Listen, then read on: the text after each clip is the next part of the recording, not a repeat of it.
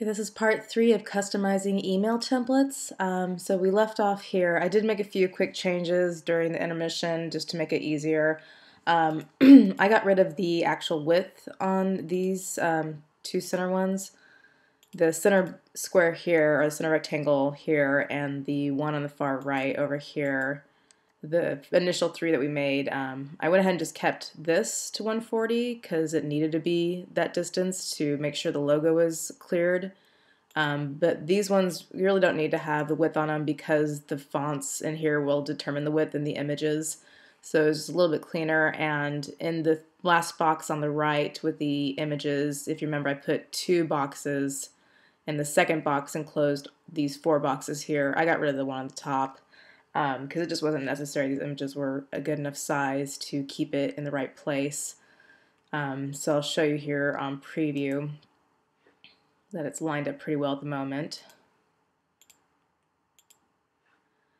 So what I'm going to do here, and I think the other thing I changed real quick just to cover that is the very background image. I have 625, which is way up before, but I made it the top corner left, which is to kind of keep everything in here flush to the left also.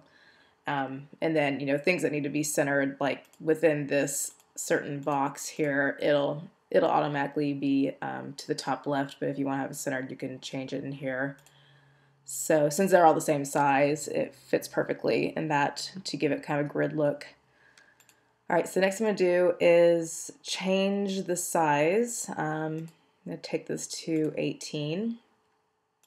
Sometimes this happens in Business Catalyst, unfortunately, where it'll go back to the default font. So I'm going to stick that back to Verdana. And I'm going to make this a custom color that I have on hand. And if you need to find custom colors, you can look online, or if you're familiar with programs that give you the code, the web code for custom colors, you can do that. This one I want to be a deep purple, which I know is this code right here. And there it is. And let's make these a deep purple too. And it has the old one, so I'll just change it there. So next thing I want to do is make sure this is a URL. So not a URL, I'm sorry, an email link. So click on the hyperlinks. You have the option of doing anchor, email, or hyperlink. This is supposed to be just an email. And it's the same one here.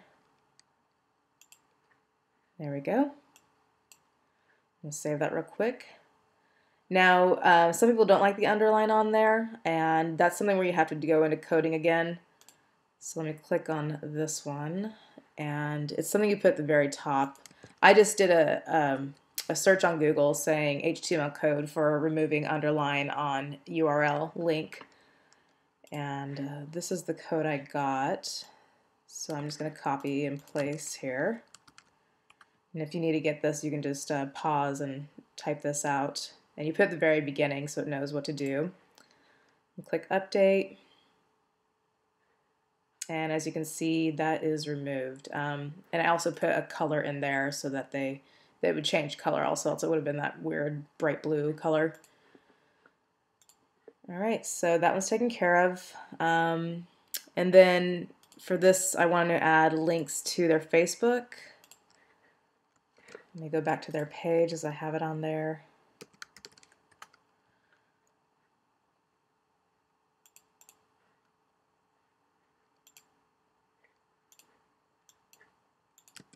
So I'll copy and paste there, and I want to have a new window. Just click on K on that. And let me go ahead and do it for these other ones here.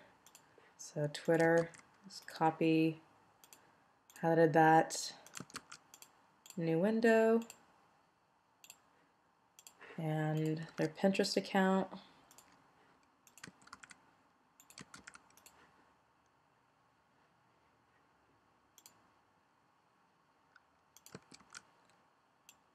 New window. You can have other options here if you want to have same window, parent window, browser window. I just do new window on that.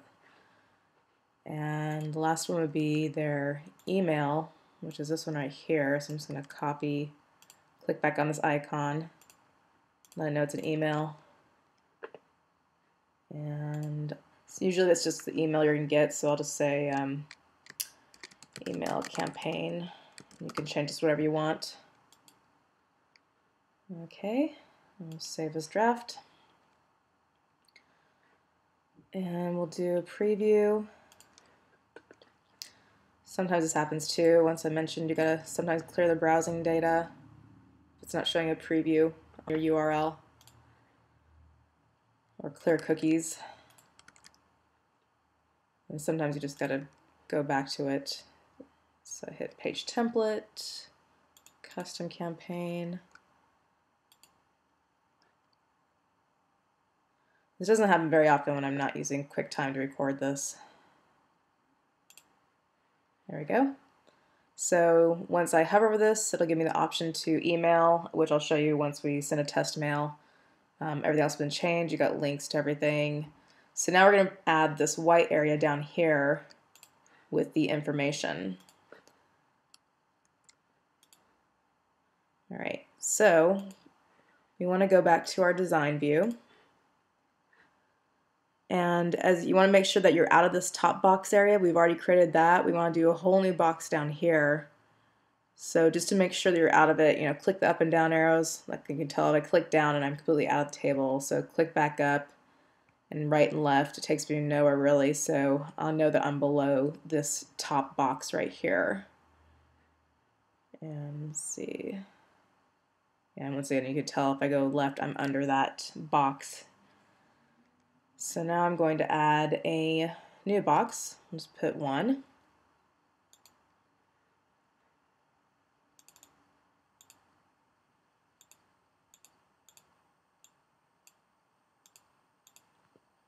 Okay, and you can tell I'm in it because all the information disappeared. And once you roll over this, you can see I got that new box there. And this is going to be 570 across. I want the background color to be white.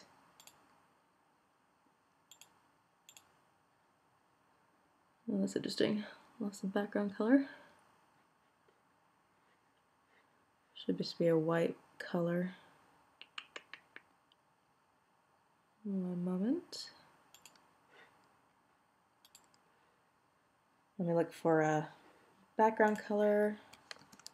I'll show you how to search for this. Let's see, HTML code for white color.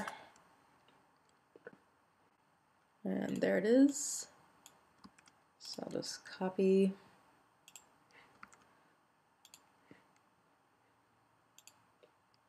And there has a white color. So we're going to save preview on that. And take a look. Okay, we'll probably make it a little bit wider. Looks like it's not there completely. Probably do 600. Maybe 625. There we go. Save as draft and preview. All right, and that fits the distance perfectly. It looks like there might be a little extra space, so I try to click above it. There we go. Looks like there's something there. And just delete. That shifts it up a little. There. Now what's going to happen is this white box is going to have this code in it, which is right here. And when you create your actual email campaigns, all the information you create is going to be in this white box. So this information right here is separate from this template. So that way you can use the template over and over again and just fill this information in as you go. Let me go back here. So I'm going to copy and paste this in there. I'm just going to cut it and paste. And actually, before I do that, I'm going to give this a box because I want to give it some white edges around it. So actually, I'm going to create 2 boxes inside here. This is going to be part of the template, and this will be the information you put in the template, or the email campaign. So I'm going to create 2 boxes, one for the email campaign information and one for the signature information.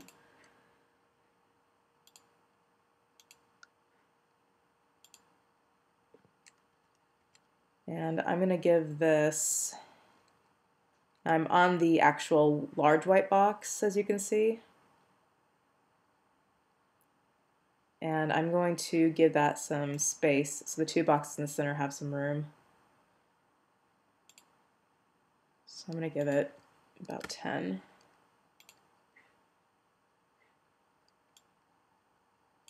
And sometimes you don't see it right away, but it'll show up. Okay, there's that one.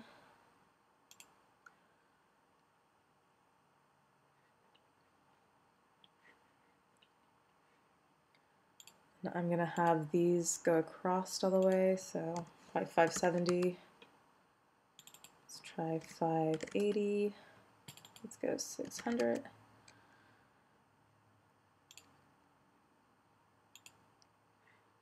Alright, as you can see it has some space on the sides, and that was the 10 I put in there. You can put as much as you need to give it the space you think it deserves.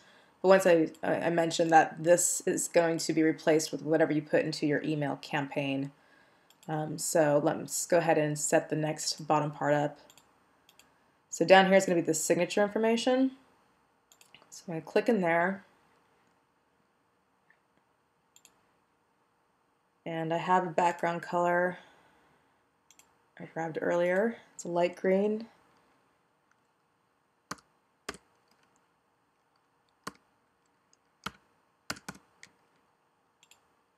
And there it is.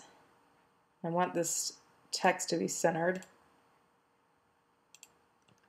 And this is going to be the signature information on their page, which is on the intro.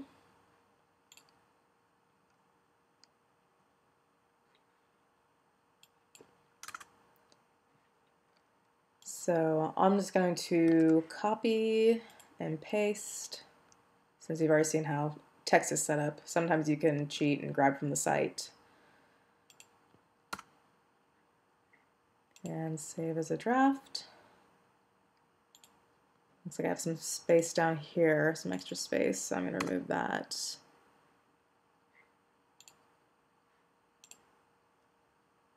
And preview.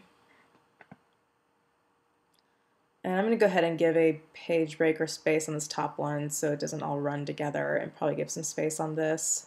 So you can keep finagling with this to get it the way you like it.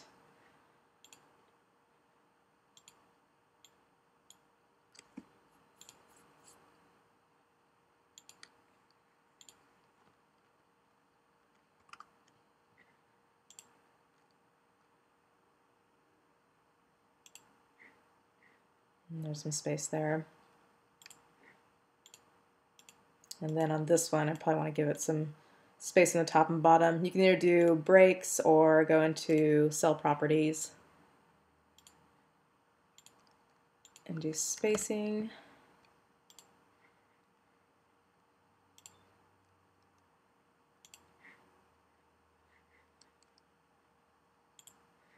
So spacing goes ahead and takes care of the outside of the box, and padding is the inside of the box. So I want to have padding on the inside too.